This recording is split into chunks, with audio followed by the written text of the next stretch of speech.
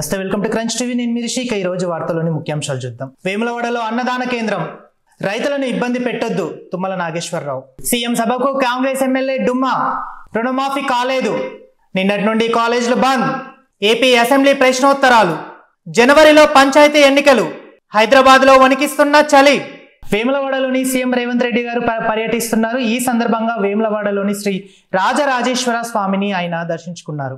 అనంతరం ఆలయంలోని అన్నదాన కేంద్రం ఏర్పాటు చేశారు. ప్రభుత్వ ఉత్తర్వులు జారీ చేశారు. ఇందుకోసం మున్సిపల్ అడ్మినిస్ట్రేషన్ శాఖ 35.25 కోట్ల నిధులను విడుదల చేసింది. జిల్లా కలెక్టర్ VTDA విజ్ఞప్తులతో పాటు సీఎం కార్యాలయాన్ని స్పందించి ఈ విధులను కేటాయించింది. దీంతో భక్తులు హర్షం వ్యక్తం చేశారు. కొనుగోలు కేంద్రాల్లో రైతులను ఇబ్బంది పెట్టొద్దని మంత్రి తుమ్మల నాగేశ్వరరావు ఆదేశించారు. వరి, పత్తి కొనుగోలు కేంద్రాల వద్ద రైతులను ఎలాంటి ఇబ్బంది లేకుండా ఎప్పటికప్పుడు తగిన చర్యలు తీసుకోవాలని వ్యవసాయ శాఖ మంత్రి తుమ్మల నాగేశ్వరరావు ఆదేశించారు. ధాన్యం, పత్తి విక్రయించిన వెంటనే రైతుల ఖాతాలో నగదు జమ చేయాలన్నారు. మంగళవారం ఆయన రైతు నేస్త కార్యక్రమంలో భాగంగా రైతుల వేదికలో అన్నదానాలతో నిర్వహించిన మీడియా సమావేశంలో ఆయన మాట్లాడారు. ఇక మరో అంశం తీసుకున్నట్లయితే సీఎం సభకు కాంగ్రెస్ ఎమ్మెల్యే డుమ్మా కొట్టారు. వరంగల్లో మంగళవారం కాంగ్రెస్ విజయోత్సవ బహిరంగ సభలో సీఎం రేవంత్ రెడ్డి ప్రసంగించిన విషయం తెలిసిందే. ఈ సభకు వరంగల్ జిల్లా కాంగ్రెస్ నాయకులే కాకుండా చుట్టుపక్కల జిల్లా నాయకులు హాజరయ్యారు. కానీ నర్సంపేట ఎమ్మెల్యే దొంతి మాధవరెడ్డి మాత్రం ఈ సభలో కనిపించలేదు. మాధవరెడ్డి సీఎం సభకు రాకపోవడం ఇది మూడవసారి. దీంతో ఆయన పార్టీ మారుతున్నారనే విధానాన్ని రాజకీయంలో వర్గంలో చర్చాంశంగా మారింది. ఇక నేటి నుండి కాలేజీలు బంద్ అని చెప్పేసి పిలుపునిచ్చింది. తెలంగాణ రాష్ట్రంలోని శాతవాహన యూనివర్సిటీ పరిధిలో అన్ని డిగ్రీ, PG కళాశాలలు బంద్కు పిలుపునిచ్చింది. డిగ్రీ కాలేజ్ అసోసియేషన్ పిలుపులు వచ్చినందు ఫీజు రియంబర్స్మెంట్ బకాయిలు విడుదల కోసం నేటి నుండి ఈ బంద్ కార్యక్రమం చేపడతామని చెప్పేసి కూడా కాలేజ్ యాజమాన్యం చెప్తున్నారు. బకాయింపు విడుదల వరకు కాలేజీలు తెరిచేది లేదని స్పష్టించారు. 3-4 రోజులలో డబ్బులు చెల్లిస్తామని హామీ ఇచ్చారు. కానీ ఇప్పటిదాకా సమస్యలు పరిష్కరించలేదని చెప్పేసి కూడా కాలేజీ యాజమాన్యం పేర్కొంటున్నారు. కేసీఆర్ మాట ఇచ్చి 10 ఏళ్లు రుణమాఫీ చేయలేదని సీఎం రేవంత్ రెడ్డి ఫైర్ అయ్యారు. కాంగ్రెస్ ప్రభుత్వం మాత్రం 6 నెలల్లో రుణమాఫీ 18,000 కోట్లు ఖర్చు పెట్టి చేసినట్లు చెప్పారు. మాట ఇస్తే మడమ తిప్పకుండా అందరికీ రుణమాఫీ చేసే బాధ్యత మాది, మీ ఖాతాలో పొరపాట్లను సవరించుకోండి. సాంకేతిక కార్యక్రమాల పట్ల కొందరు 2 లక్షల లోపు రుణమాఫీ వర్తించలేదు అని ఇచ్చారు. మాట ప్రకారం రుణమాఫీ చేస్తామని చెప్పేసి కూడా సీఎం రేవంత్ రెడ్డి గారు ప్రకటించారు.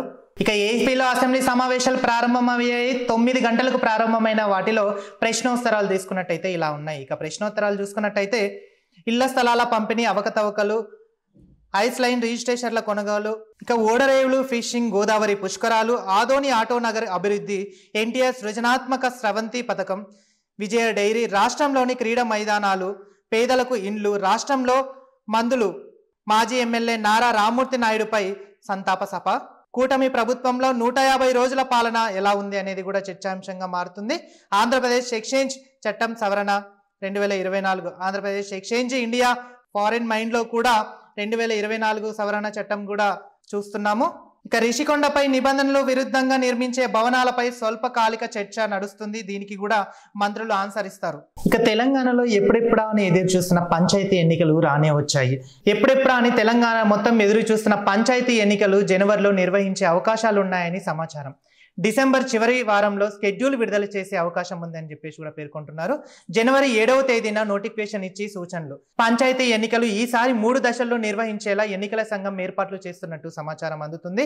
జనవరి 21వ తేదీలో తొలి దశ, జనవరి 25వ తేదీ 2వ దశ, జనవరి 30వ తేదీన 3వ దశ పోలింగ్ జరిగే అవకాశం ఉందని, ఉదయం 7 గంటల నుండి మధ్యాహ్నం 1 గంటల వరకు పోలింగ్ నిర్వహిస్తామని అధికారులు తెలియజేస్తున్నారు. మధ్యాహ్నం 2 గంటల నుండి అధికారులు కౌంటింగ్ నిర్వహించేందుకు చేపడతామని చెప్పేసి కూడా అధికారులు వ్యక్తం చేస్తున్నారు. కౌంటింగ్ పూర్తయ్యాక ఉప సర్పంచ్ ఎన్నిక ఉంటుందని సమాచారం.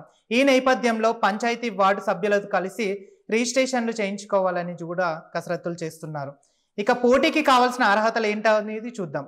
సర్పంచ్ వార్డుకు పోటీ చేసే అభ్యర్థికి 2 కంటే ఎక్కువ మంది సంతానం ఉంటే ఆ పోటీకి పనికిరారు. 1995 జూన్ 1 తర్వాత 3వ సంతానం ఉండరాదు.